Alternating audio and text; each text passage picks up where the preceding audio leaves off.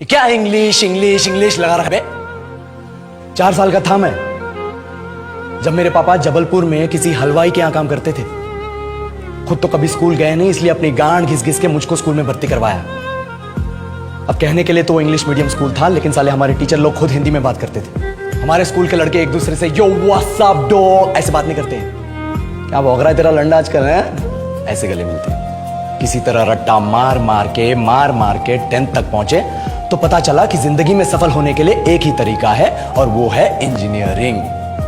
सब यही कहते थे। माँ बाप, टीचर लोग, गली का वॉचमैन भी हमसे पूछता था, और भैया कैसी चल रही है आपकी तैयारी? भाग बेंचो, तुमको क्या करना है? इसलिए हमारे स्कूल के बच्चे हम सब पहुंच गए बकरों की तरह। मैं IIT, मैं NIT। अरे जिस बच्चे ने अपने बाप को जलेबी तलते देखा है वो तो यही सोचेगा ना कि जिंदगी में पैसा ही सब कुछ है। I did not choose this engineering life, sir, and neither did this engineering life choose me. It was shoved down my throat by my teachers while my hands were tied to my back by my friends and my parents watched in silence. और English सुनेगा तो मादरचोद तो सुन।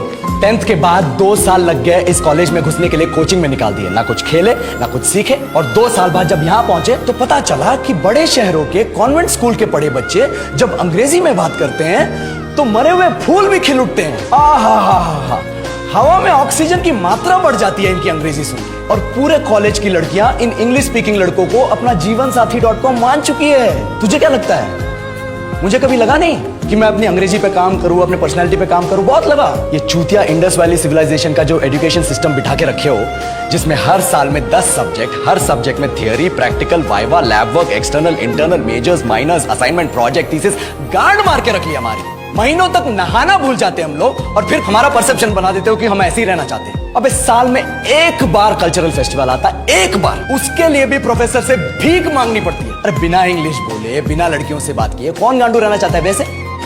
पर time कहाँ है कुछ सीखने के लिए? लगे पड़े हैं कोडिंग सीखने, 3 लैंग्वेज सीख रहे हैं, अलग अलग इंग्लिश छोड़ के। लेकिन जब प्लेसमेंट्स की बात आई तो सबको एप्टीट्यूड चाहिए, पर्सनैलिटी चाहिए, इंग्लिश स्पीकिंग चाहिए। It is not that we can not speak English, sir. We are just very conscious of our diction and our pronunciation, and we are not confident to speak in front of anyone else. If the curriculum was a little bit diverse, if the engineering colleges in our country focused on our all round development instead of functioning like a goddamn factory that is just mass producing robots by killing their dreams and handing out degrees, I would not be sitting here in this pointless HR interview, the likes of which exist only in our country.